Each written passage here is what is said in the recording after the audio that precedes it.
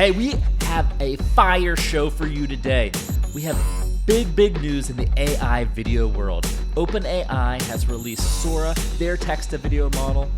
Google has released Gemini 1.5, and one of the best parts of Gemini 1.5 is its multimodal, especially image-to-video search capability. We're going to break down both of these, what it means for your business. We're going to show some great examples, and we're going to give you some ideas of how to use them as they roll out access to everyone.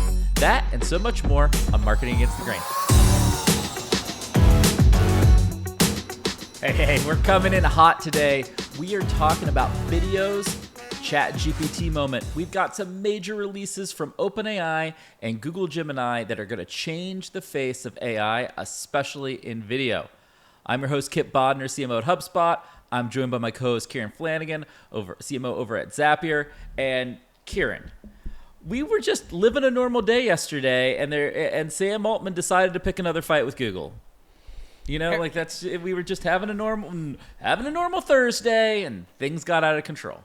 When he's not trying to raise $7 trillion, he's launching things on a Thursday to try to steal the press from Google's Gemini 1.5 Pro launch, which is, we are going to cover for the most part. We're going to cover it. We're going to cover a lot of Sora, but we will cover a little bit of Gemini 1.5 because it is an impressive release. But I wanted to kick off with a quick, cool GIF and hand the floor to you. Oh, I love GIFs. Because you talked a little bit on a tweet yesterday around OpenAI's launch strategy, which I think is, like, I love the kind of aggression between these different companies. And this kind of describes a little bit what's happening, right? Like every time Google tries to launch something, here comes OpenAI with a more impressive launch and steals the entire PR and kind of internet attention away from Google. So why don't you go maybe describe what you covered in your tweets? For folks tuning in, this is the scene. We're recording this show on a Friday. We're probably going to watch it on Tuesday, a couple days after this all happened. And what happened is that Google released Gemini 1.5. And we were all really excited. We were like, whoa, this is awesome. It's a great multimodal model. It has a 10 million character context window. That's amazing. And that was the morning. And then in the afternoon, Sam Altman said, Google, you had a big announcement. Well, I'm going to one-up your announcement because that's what I always do. He has a history of doing this. And he announces Sora, which is their OpenAI's text-to-video model. We're going to talk about that in a second. But basically what happens is Sam's strategy, which I tweeted about, which is like, Google makes a big announcement. He just waits around. I am convinced that Sam just has stuff in his back pocket. Like he's like, oh, we don't have to release this week. We can wait until Google tries to release something. And Google does their release. That same day, he has a much bigger release that upstages Google. The entire internet is losing their minds over Sora, and we're going to talk to you more about why in a second.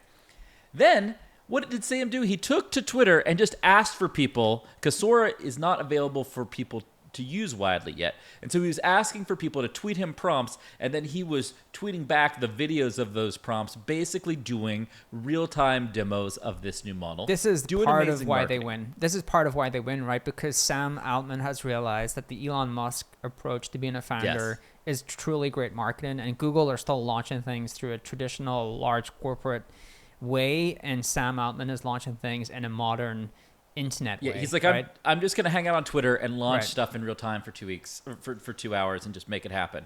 And so if you're a marketer, you're CEO, think about this. You're going to have to shift your strategy, more CEO led, more aggressive, because the world is getting more aggressive on the marketing front. And then I was kind of thinking of this, Kieran, and then Sam has the audacity to post this tweet, which is like, OpenAI is the most talented and nicest group of people I've ever seen in one place, working hard on the hardest, most interesting, and most important problems. And basically he's like, you should come work with us. So after he does this live demo, gets all the hype, he's like, you've been following me. Don't you want to come work with me again? And so then he gets all these people excited about working at OpenAI. And then those people come build even better products so that they can show up Google again in the future. We're going to have a whole year of Sam just showing up Google.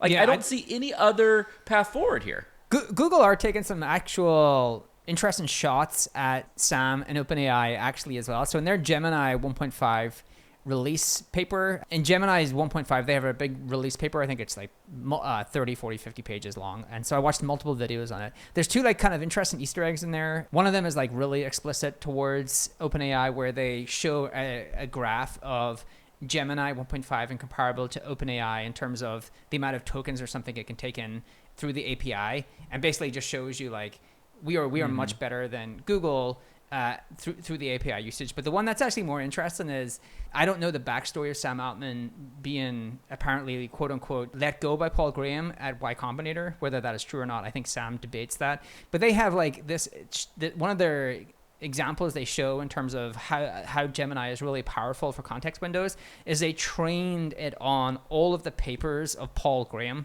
Now it's interesting they picked Paul Graham, right? Like you could say like there's some like interesting Easter eggs in that paper in terms of like trolling each other back and forth.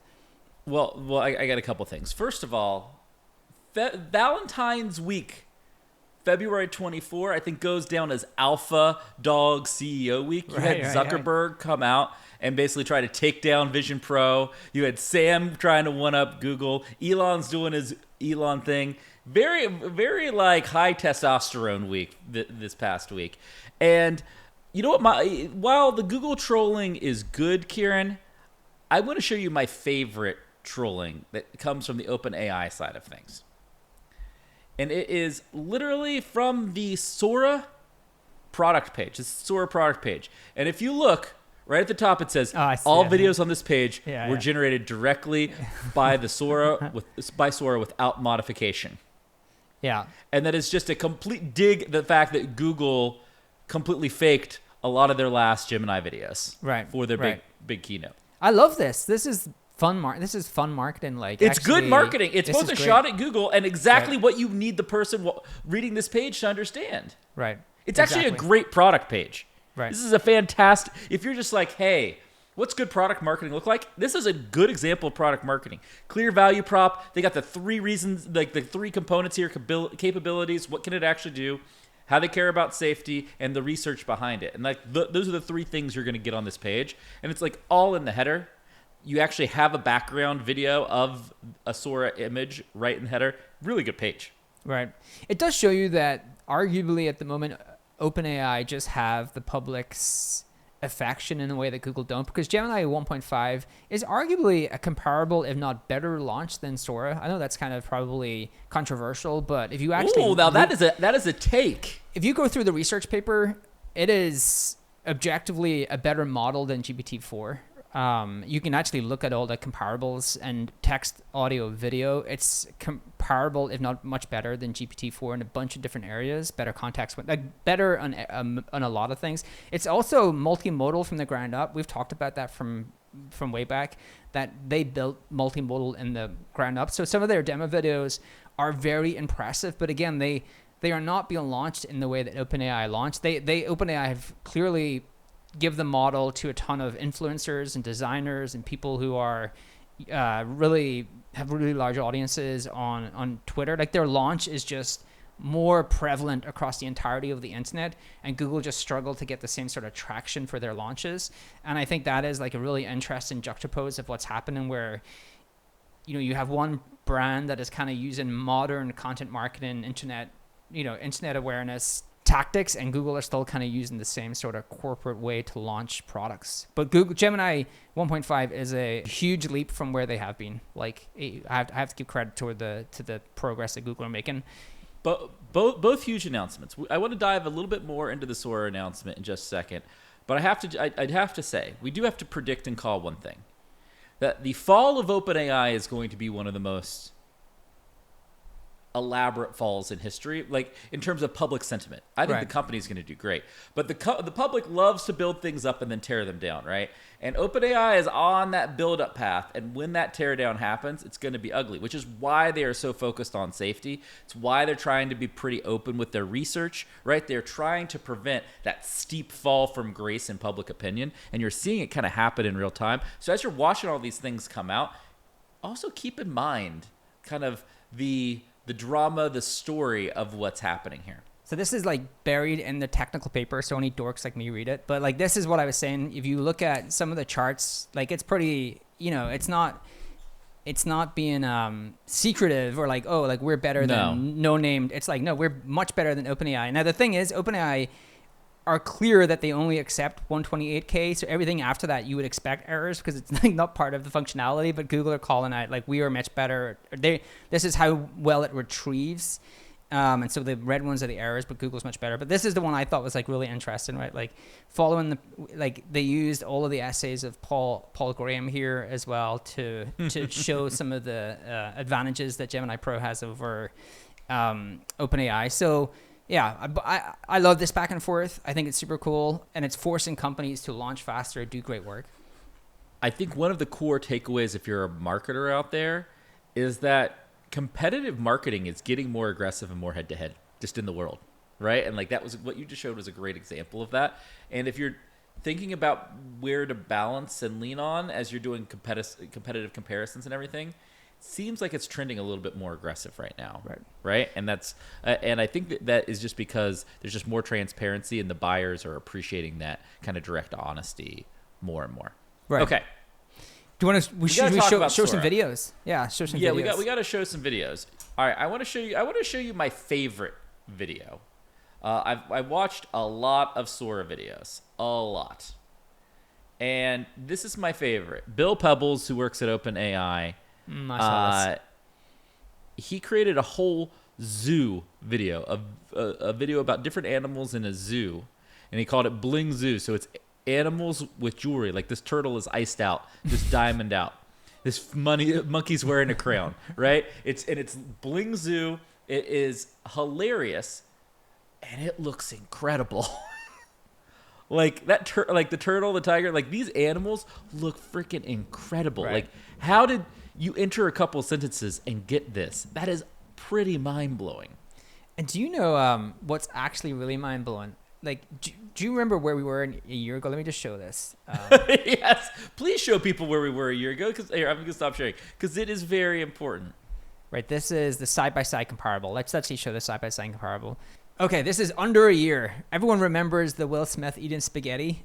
That was a year ago, right? Like when you actually look at the side-by-side comparable, and this is like the model today, and this was, the prompt here was to have a woman, it described the outfit walking down Tokyo, a strip with like some neon lights in the background, right? And this, on the right-hand side, you could start to see it being part of a movie intro or an ad intro. On the left-hand side, you would never think to yourself, wow, like at some point I can start to use this Will Smith eating spaghetti video in any kind of meaningful way, right? So the evolution of this in such a short amount of time is the thing that I think is both amazing and definitely a little scary because it's just becoming so realistic so fast. One of the other ones I quickly wanted to touch on as well, because I think there's a real business here. It comes from Sam Altman, because I was on his feed last night, because as you said, the cool thing he's doing is just taking requests and then creating videos for people.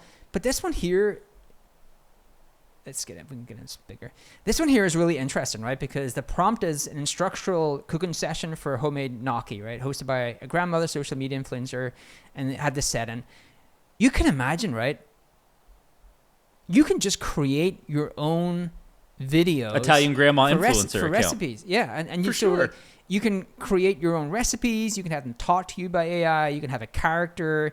Like you can imagine the backlash from some dude in Florida pretending to be an Italian grandmother is going to be hilarious. But if you were HelloFresh, right? Would you not? Oh yeah, if you're a brand, go and crush it. I would integrate this into HelloFresh straight away. I'm a HelloFresh customer. I really enjoy it. The thing that would make it much better is having videos inclusive. Like if every recipe had a QR code and the QR code was an instructional video that was on YouTube. Now the actual unit economics to do that is too high, right? It would every single recipe to create a video for is much too high. Not when you can have AI do it for you, right? AI can both create the recipe and then create the video for you. Now, the only thing is, I will say, the thing that you can still do to tell the difference between a kind of AI video and a real video is still within this. What do you think it is when you see this video? Hands? It's the hands. It's always the hands. It's the hands. The hands are really hard. Hands are the giveaway, baby. The thing We're that is real. Going to save We got the hands. The thing that is going to save the humans race is being able to like see the funniness in the hands. But that's, I don't know if you have any other ones. I thought that was one of my favorite ones because I instantly saw it and thought, why, there's an entire business you could create with this overnight. That was one of my favorites. I want to show one other because I think it's a different use case that's going to be really interesting, right? We've talked about this a little bit in the past, but this is an example of how you could use a model like Sora to animate still images. So like on the left here, you have the still image, and on the right, you have the AI animated version of that. So imagine taking photos, different things, and taking them and making whole stories, whole videos, whole movies that are based on like some picture you were able to capture out in the ocean or in a forest or in some type of environment, right? Like right. That's pretty mind-blowing. This is the multimodal aspect, right? That people still think through, wow, I can go and create a video through text. You can actually add a image and create a multitude of different videos from that image. You can add there's a really great example of someone who uploaded a video and then created multiple different iterations of that video through the multimodal. The other one that I started to realize is going to be huge, and I don't think it really dawned on me until I saw some of these examples, is video games. Like AI is video games are going to be huge. This is an awesome example. This is a really good example. The prompt was drones navigating around Mars, but it looks much more like a video game than like anything, kind of a realistic video. But I think AI is going to be able to create whole immersive worlds. And again, this is the content for one that we covered some time back, where over the evolution of AI, I suspect things are going to get really weird, especially for marketers, because people so weird, man. can create their own media for themselves. So how do you ever market anything to them? Like, I don't even know. Like, they have their own YouTube person that they've created, like their own podcaster. How you actually market to people in the future is going to be fascinating. So fascinating. So, well, okay. So we've played around, we've showed everybody, we've talked about the capabilities of Sora. The challenge with Sora is that it's not out for any of us to use yet. And I think it's going to kind of be slowly rolled out, because something we'll talk about in a minute, it does take a lot of compute resources. They're kind of compute constraint in rolling this out. Before we kind of finish off on Sora and we finish off on Gemini and everything for today's show, what do you think the core early use cases of really good text to video is? Because I want to go and do a little pat on the back, Kieran. In our prediction show, one of the things we predicted is that 2024 was going to be the year of text to video, that AI video was going to have a massive breakout. Here we are 6 weeks into the year, and it's here. Like, it is having a massive, massive breakout. What do you think some of the early use cases, if you were somebody and you were getting an early access to Sora over the next few weeks or months, what would you be doing? It means that those stock videographer sites are obsolete, right? So there's a lot of marketing material people make, a lot of things that companies make, where they go to these kind of stock video sites and get these snippets and integrate it into an overall video or integrate it over in an overall marketing campaign. And so I think it's at that level, right? It's not at the kind of, I can custom create a entire creative ad. And I could be wrong, but I think the first iteration is not there. But I think these kind of like the things that you're doing today, where you're using this videos from stock video library, you can actually get much better results just using Sora. The other one that I think is really interesting is instructional videos. That's why the cooking one really resonated to me, is, wow, I can actually create in these kind of educational videos to go with all of the text content that I'm creating. That to me is another early use case that might be really good. I want to talk about that just for a second, because like we rolled out like a big update to the internal version of HubSpot CRM that we use at HubSpot to all of our sales team last week, Kieran, like a whole revamp of how they do prospecting and a lot of their workflow. It was amazing. And we rolled it out using HeyGen with AI Alex, which was just an avatar we created in HeyGen that did like a perfect, did the best possible version of like a 3-minute training video for a sales rep. Exactly. Right? And so what you're saying is, as AI video gets better and better, those use cases just become ubiquitous, and there are so many of them. Think of all the things we use Loom for. Think of all the things we use Zoom recordings for. Even a lot of the text-based education, like you said, that we're going to take into short-form video and even mid-form video is going to be pretty amazing. Right. And when we get into Gemini 1.5 Pro, I have a kind of take where I think that this is the reason, part of the reason that YouTube is likely going to become the premier search engine in the future. versus like a Google or anything else. The other quick thing. Yeah, hold on that. We talked a bunch of listener feedbacks, and one of the negative feedbacks we got was like, y'all try to make us watch on YouTube too much. Sometimes we just want to listen to the audio. It's like, there's a reason we want the YouTube. The YouTube is where we believe the future is. Doesn't mean we're ever going to abandon the audio, but we are going to be all in on the future of video, and the YouTube is always going to be the best experience because, like, you and I just have deep conviction that's the future. That is the future. Like, this is multimodal, right? You have to start to learn how to create things in multiple formats, and we have the audio, and so you have the choice for the user. I just believe over time the user will start to prefer YouTube, and part of it is actually that we're actually going to have this whole boom of video created around tons of educational topics and do it at scale. Where are they all going to live? On YouTube. So YouTube is going to, I think today there's 3,600,000 videos uploaded to YouTube every single day. I can see that being like 6, 7, 8, 10, 9, 10x. I don't know how much can Google handle, but like when you actually add AI. It could easily be 10x. Right. The complexity of the algorithm and discovery is going to completely change. That is the thing that I want to cover on Gemini Pro. One thing I wanted to show actually real quick, because I think this is a great video. You talked about the base compute, right? So like, what's the biggest barrier of these models getting better? Yeah, why aren't we all using Sora right now is kind of the question. Right? Yeah, and why does Sam Altman want to raise $7 trillion to build chips? Because he knows compute is the biggest barrier to actually reach an AGI. And you can see it in this cool video. It's compute and it's energy, right? Compute and energy. It's like, how do we get low cost energy and how do we get compute up? So this shows the same video. So it starts with the base compute, right? This is like the Will Smith eating spaghetti, right? Can't really make out what it is. This is terrifying. 4x the compute. 4x compute is pretty good. Look at the 16x compute, right? Wow. Same thing. Only thing that changes is the compute. This is why a lot of people are starting to think that the only barrier to actually achieving AGI is not in how the models are trained or some sort of breakthrough there, but actually just compute. Which is why we need 10% of the world's GDP. Basically. Yeah, we need 10% of the world's GDP to start making these different chips.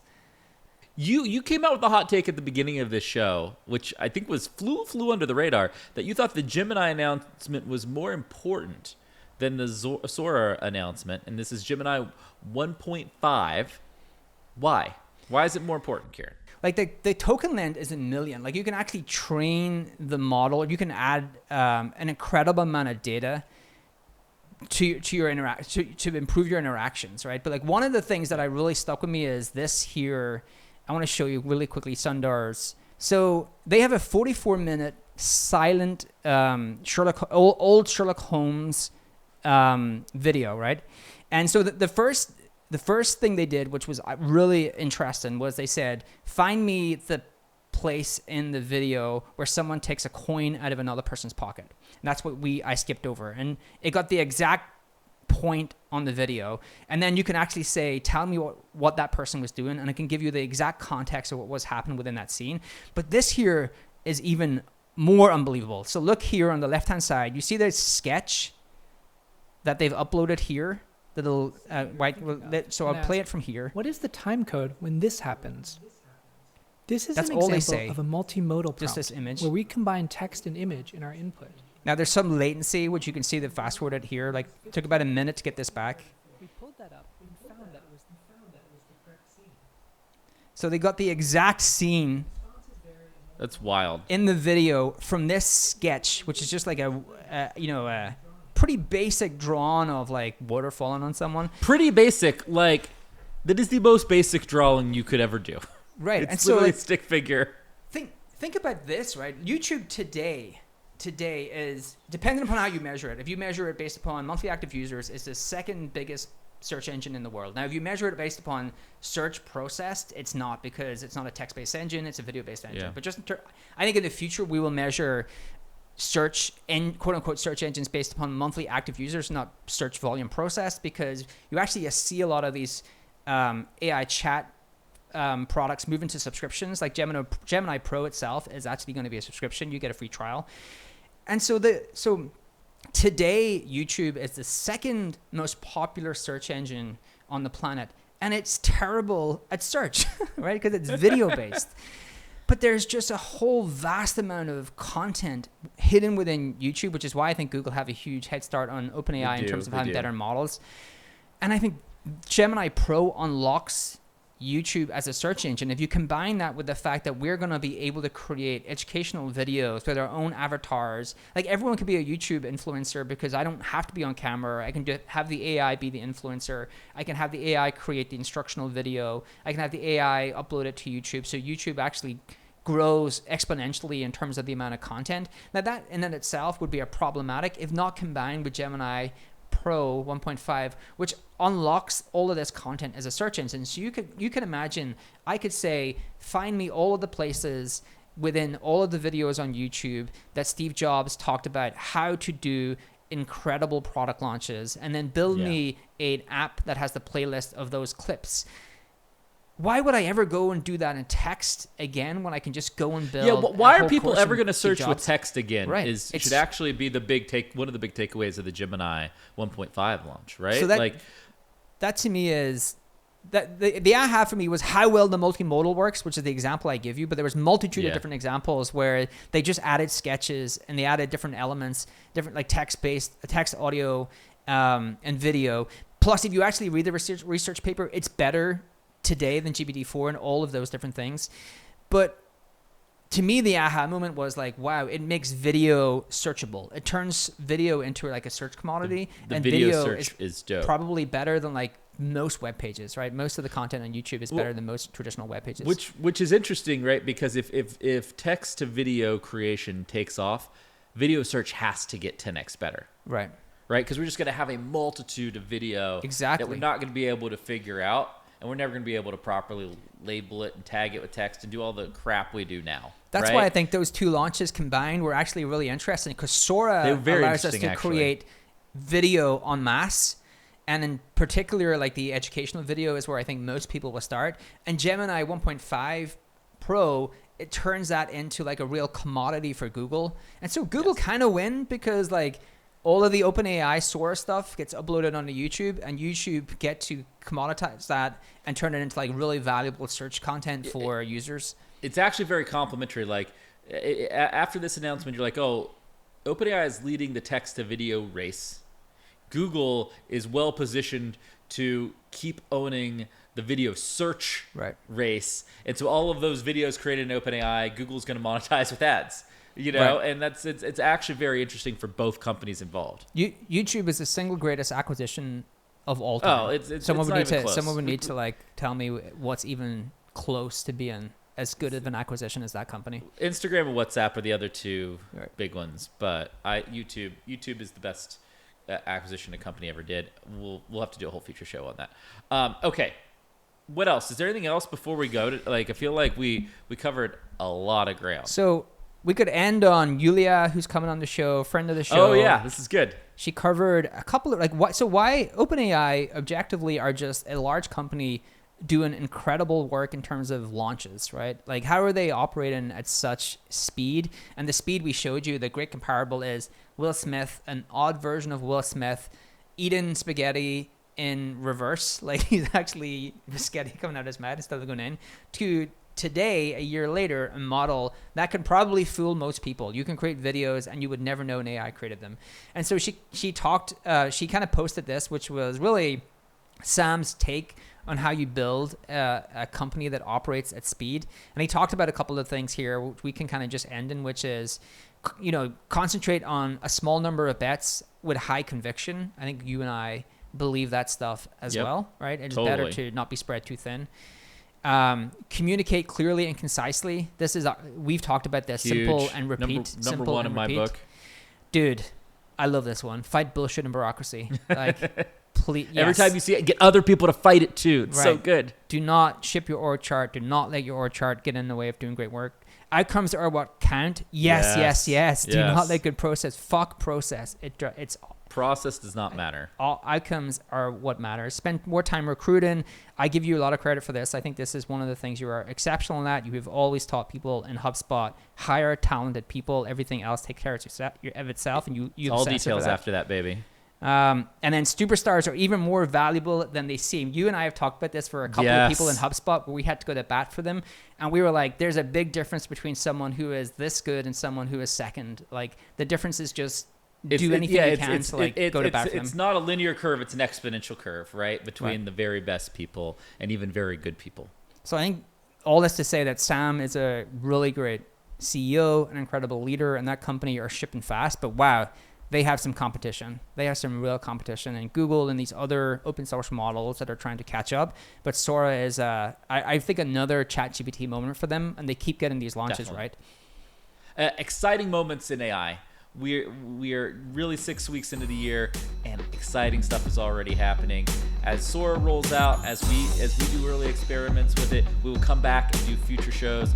I'm sure you'll hear from us a lot about AI text to video this year. I think it's going to be one of the core themes of this year, and it's going to be a lot of fun. We will see you all very soon on the next episode of Marketing Against the Grain. This data is wrong every freaking time. Have you heard of HubSpot? HubSpot is a CRM platform where everything is fully integrated. Whoa, I can see the client's whole history, calls, support tickets, emails, and here's a task from 3 days ago I totally missed. HubSpot. Grow better.